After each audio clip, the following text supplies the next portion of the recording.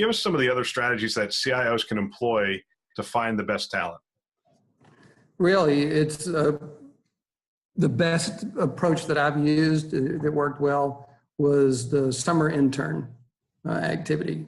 We used to beg, borrow, and steal to get into the budget enough money to do things, but you can take students from anywhere and everywhere. And to let you know, the only time that we brought on a student who could stay with us was one who wanted to move back to be close to her parents. But we used to get 5 to 8 people every summer and grow our own. And the fact is, the enthusiasm is really a great quality to find in any employee.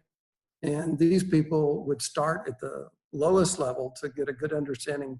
We put them at the help desk, and that would give them an exposure and a good test of patience, but it would also allow them to see the diversity of needs